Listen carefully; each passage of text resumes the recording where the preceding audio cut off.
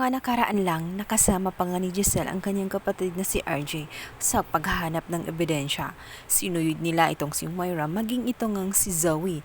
Ngunit tila baga nagbago ang isip nitong si RJ at ngayon galit na siya sa kanyang kapatid na si Giselle dahil umano sa dinidiin niya ang kanyang anak na si Zoe.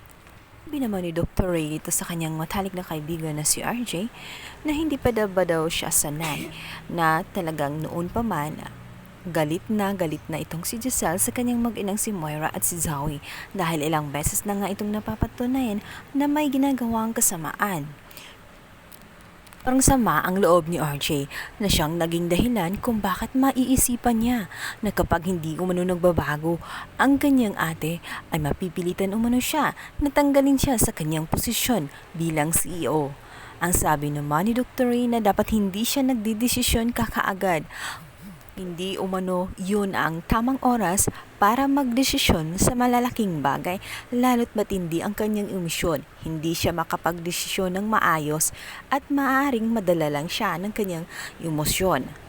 Sa kabilang banda, pansin na nga ni Dr. Ray na talagang lumalayo na nga ang loob ni Zoe sa kanila at alam niyang naaapektuhan nga rin itong si Zoe sa mga pangyayari. Ang hindi nila alam ay talagang apektado itong si Zoe sapagkat siya ang may dahilan kung bakit nadisgrasya ang kanyang lolo at kinakabahan siya sapagkat inuusig siya ng konsyensya sa kanyang pinagagawa. Si RJ ay magiging balakid. Instead na malapit nilang malaman ang katotohanan, bigla na namang lumiko ang kwento at biglang matatakpan na naman. Samantalang itong si Giselle ay talagang buo ang kanyang desisyon.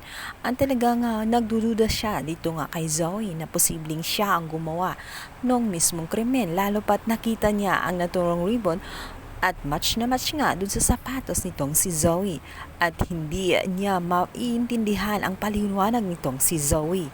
Napaka-imposible. Nabi ni Giselle sa kanyang kapatid kung siya raw ay naniwala sa mga drama nitong si Zoe.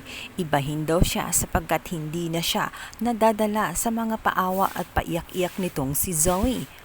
Lalo't alam niya kung gaano kasinungaling at kung gaano niya protektahan ang kanyang inang si Moira. Bilang banda, usap-usapan nga sa loob ng Apex ang biglaang pagpasok ng isang misteryosong babae at tela isang may-ari ng ospital na nagsusurvey doon at ang daming mga tanong at kapansin-pansin kapag natanong ang kanyang pangalan ay hindi ito sumasagot at kapag si Giselle naman ang pinagkukwentuhan ay tela umiiba ang aura niya at hindi gusto ang pangalan at ang mga positive na feedback galing kay Giselle.